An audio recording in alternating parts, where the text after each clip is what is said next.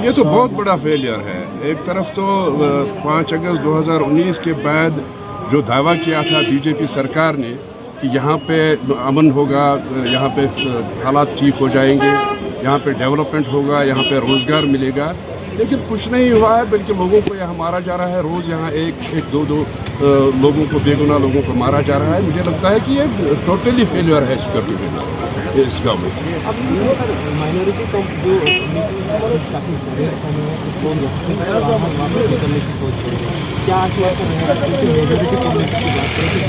कुदरती बात है कि डर तो है, उसमें कोई शक नहीं है। जो कम्युनिटीज़ यहाँ पे रह रही है हमारी, जो माइनॉरिटी में, उनको डर तो है, क्योंकि ये मुझे लगता है 90 के बाद से ये आज जो हो रहा है ये बिल्कुल 90 की सूरत हाल इस वक्त। तो मुझे लगता है डर उनको है, लेकिन मेजॉरिटी कम्युनिटी मुसलमानों की है। हम उनको आश्वासन ये देना चाहते हैं कि हम आपके साथ हैं। जो यहाँ पे ये कम्युनिटीज़ हैं, चाहे सिख हैं चाहे हिंदू हैं, हम उनके साथ हैं। हर दुख में, हर गम में उनके साथ शामिल हैं। और हम ये चाहते हैं कि ये किलिंग्स मैं आपको बात बताऊंगा। पहले तो ये पता नहीं चलता है कि कौन मुलव्वस है, किसने किया, क्यों किया, ये तो मुबहम सी बात है। लेकिन जो भी मुलव्वस है उनको तो सज़ा मिलनी चाहिए। देखिए, पहले तो सुपिंदर कौर को मैं पहले से जानता हूँ। मेरी उसके फ़ोन पर बात भी होती रही और हमेशा ही वो इस बात की चिंता करने वाली एक लेडी थी कि हमारा सोशल फैब्रिक जो है, यहाँ का जो हमारा आपसी भाईचारा है, वो किस तरह से बहुत अहमियत रखता है इस सूबे के लिए, स्टेट के लिए। क्योंकि देखिए, यहाँ पे जो मेजॉरिटी कम्युनिटी है और जो मिनॉरिटी कम्युनिटी, उनका लंबे समय से आपसी जो एक भाईचारा था उसको तोड़ने की अब कोशिश की जा रही है। सुपिंदर कौर का जो टारगेट किलिंग है ये अलार्मिंग भी है और ये एक तरह से यहाँ के लोगों को एक संदेश देने के लिए किया गया है। जो लोग इस मानसिकता के पीछे हैं, हमने उनसे हारना नहीं है, उनके मंसूबों को पूरा नहीं होने देना। वो जो अपनी मंशा लेकर यहाँ पर ये टारगेट किलिंग की है, वो ये मंशा है कि मिनॉरिटीज़ को दहशत में लाकर यहाँ से हटाया जाए, भगाया जाए। लेकिन मेजॉरिटी कम्युनिटी जो है यहाँ की, उसका हमेशा से ही इन लोगों के साथ बहुत निकटता रही है, एकजुटता रही है। हम आज उनसे ये अपील भी करते हैं कि यहाँ की मिनॉरिटी जो है उसकी सुरक्षा की जिम्मेवारी सरकार से ज़्यादा यहाँ की मेजॉरिटी कम्युनिटी की है। हम आपको ये बात ज़रूर कह सकते हैं कि हमारे सामने अगर ऐसी सिचुएशन आई होती जिसमें हमारी मौजूदगी के अंदर किसी और को मारने की बात कही होती, हम अपनी जान दे देते, पर हम किसी भी सूरत में उसकी जान ना जाने देते। ये बात हम आपको दावे से कह सकते हैं, और आज कह नहीं सकते। वक्त आने पे हमने बहुतों बार ये दिखाया और बहुतों बार आगे भी दिखाएंगे। सुपिंदर कौर के लिए दिल्ली सिख गुरुद्वारा मैनेजमेंट कमेटी, वहाँ पे एक एजुकेशन, क्योंकि उनकी, आपको भी ये जानकारी होगी कि वो उन्होंने बच्चे भी अडॉप्ट किए थे, और बच्चा जो एजुकेशन अडॉप्ट किए थे उसका धर्म देखकर नहीं, बल्कि बच्चा देख कर अडॉप्ट किया था, क्योंकि वो मुस्लिम धर्म से भी थे। सुपिंदर कौर खुद सिख थी, लेकिन उनके मन में ऐसी भावना नहीं थी कि मुझे धर्म देखकर बच्चों को शिक्षा देनी है। इसलिए उनके लिए हम वहाँ पर एक ट्रस्ट बनाकर उनके लिए एक चेयर स्थापित करेंगे, जहाँ पे हम बच्चों को, सब तरह के धर्म के लोगों के बच्चों को शिक्षा भी दे सकें। और हम सरकार से भी आज मिलेंगे और हम यह भी मांग करते हैं, जब गोली खाने की बारी आती है तब मिनॉरिटी के नाम पर गोली मिलती है, लेकिन जो मिनॉरिटीज़ के सरकार द्वारा सब लोगों को बेनिफिट दिए जाते हैं, जिसके कारण वो स्टेब्लिश। उसके बाद कैसे हो, कैमरा खड़ा थोड़ा, भारतीय होने पे फख्र है और सरदार की इज्जत तब है मुझे को कहे मैं। अरे मजलूमा का कत्लेआम, वो हमारी बहन को मार डाला इन्होंने। एक दवाई की दुकान वाले को, उसको मार डाला। हिंदू हो, मुसलमान हो, सिख हो, ईसाई हो, मानवता का कत्लेआम है ये। हम नहीं कभी आए इधर, हम टीवी पे डिबेट करते रहे। हमें ये न को कहे कश्मीर में कोई व्यक्ति हम यहाँ आग लगाने आते हैं। हमने पंजाब में भी आतंकवाद के खिलाफ लड़ाई लड़ी, गोलियां सामने चलती थी, सामने जवाब देते थे। हिंदू हो, मुसलमान हो, सिख हो, ईसाई हो, मानवता को जहां मारा गया हमने अपने शरीर पे बम खाए,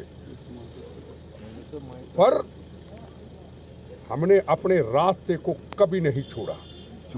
हमारे कई मुस्लिम भाई भी शहीद हुए, फौज के जवान हो या पुलिस के जवान। पाकिस्तान बुखला चुका है क्योंकि कश्मीर के अंदर डेवलपमेंट, विकास, युवाओं के लिए एक नई सोच, नई दिशा बन चुकी है। किसी कौम मजहब का हो, इसमें कौम मजहब नहीं है। घटना बहुत बुरी है, जवाब इसका दिया जा रहा है। हमारा सरकार से मतलब नहीं, पर हमें यकीन है जवाब जल्दी से जल्दी दिया जाएगा। अरे इन बदमाशों को मैं कहना चाहता हूँ, पंजाब में भी चैलेंज किया करता था ISI कुछ इन आतंकवादियों को, खालिस्तानियों को।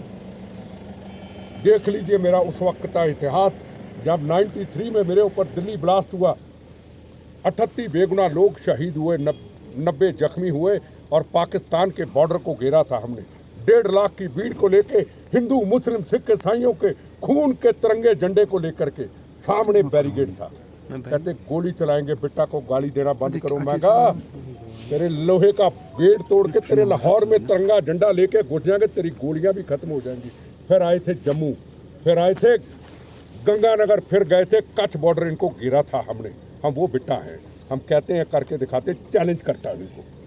सुरक्षा के बगैर आऊँगा।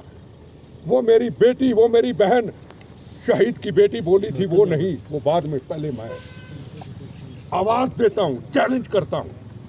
मुझे बताओ मैं कहाँ हूँ? बंदूकें मेरी होगी, हथियार मेरे होंगे, लाइसेंस सरकारी मेरे होंगे, एक भी सरकारी गनमैन नहीं होगा, सीधा फायरिंग होगी। आओ, चैलेंज करता हूँ। अगर भाग जाऊं तो उसके बाद बिट्टा बिट्टा नाम नहीं रहेगा, मेरा चैलेंज। अरे बेगुनाहों का, मजलूमों का कत्ल करते हो, ये बर्दाश्त नहीं होगा। हिंदुस्तान एक है, एक रहेगा, और ये खून से बना हुआ, हिंदू, मुस्लिम, सिख, ईसाइयों के बना हुआ तिरंगा झंडा, ये हमेशा पवित्र था, पवित्र रहेगा। जलियांवाला बाग के अंदर का कोई सिख कौम ने कुर्बानी दी थी? क्या हिंदू कौम ने कुर्बानी दी थी? हिंदू, मुस्लिम, सिख, ईसाइयों ने अपना खून बहाया था, फिर मुल्क आज़ाद हुआ था। शहीद आजम भगत सिंह, राजगुरु सुखदेव, इत्तफाकुल्ला खां, वो अब्दुल हमीद, जौनपुर का, यूपी का, जब 65 के अंदर, 71 के अंदर जंग थी, शरीर पे बम बांध के पाकिस्तान के 7 टैंक तबाह किए थे, वो हिंदुस्तान है, वो अब्दुल कलाम का हिंदुस्तान है। मैं यहाँ कश्मीर के अपने बच्चों को, भाइयों को, बहनें को कहूँगा, मेरे से सीख लो। मैं राजनीतिक व्यक्ति नहीं हूँ। बोलिए, मेरा धर्म भारत माँ, मेरी जात वंदे मातरम। किसी की हिम्मत नहीं है कि हमारी कश्मीर की तरफ, हमारे कश्मीरी बच्चों की तरफ को आंख उठा के देख ले। हमें हिम्मत तो करनी होगी। मैं भी तो पंजाब में लड़ा, खालिस्तान का आतंकवाद था, मैंने लड़ा, आपके सामने गवाह हूँ। आपको लगता है कि अफगानिस्तान में तालिबान की सरकार बनने के बाद कश्मीर में जो मिलिटेंसी की वारदातें बढ़ने लगी है, उसका कहीं ना कहीं इम्पैक्ट दिख रहा है? देखो जी, ये कश्मीर में नहीं, इसका असर पूरी दुनिया में होगा। 11 सितंबर की घटना कहाँ हुई थी? अमेरिका के अंदर, फैक्ट्री के अंदर जो कुछ हो रहा है, पहले पाकिस्तान को कहते थे, अब ये भी हो गए। यूनाइटेड नेशन क्या कर रहा है? पूरी दुनिया का देश जो इकट्ठे होते हुए वो क्या कर रहा है? ऐसे मुल्कों के ऊपर पाबंदी लगे। आज हमारा देश तैयार खड़ा है, आए कोई पहल करेंगे नहीं, पहल करेगा तो हम छोड़ेंगे नहीं। आए, आज तो तैयारी है हमारी, पर मातृभूमि की सीमाओं की रक्षा के लिए हमारा जवान, हिंदू हो, मुसलमान हो, सिख हो, ईसाई हो, बिल्कुल मजबूती से खड़ा है। चाहे चाइना का बॉर्डर हो, चाहे पाकिस्तान का बॉर्डर हो। ये 370 धारा हटा के बता दिया, ये सर्जिकल ऑपरेशन करके बता दिया। इतिहास आपके सामने है। गोलियां अभी चलेंगी, कुर्बानी अभी होंगी, कुर्बानी अभी पंजाब में भी होती हैं, पंजाब में भी कहीं कहीं हथियार आते हैं। क्यों?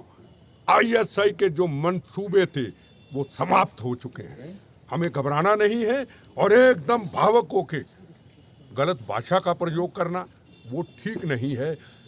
370 धारा हटने के बाद के तिरंगे झंडे का अपमान हुआ? क्या पत्थर चले? हाँ, गोलियां कहीं कहीं चलती हैं। जब नवाज शरीफ को मिलने नरेंद्र मोदी जी गए थे, हमने भी विरोध किया था। क्या संदेश था?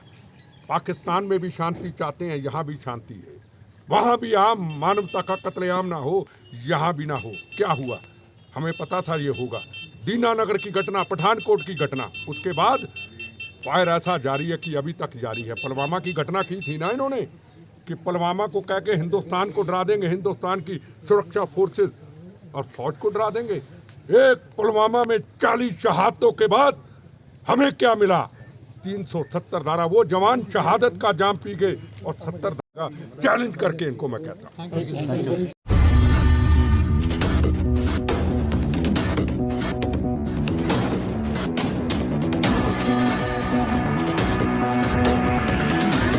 INS.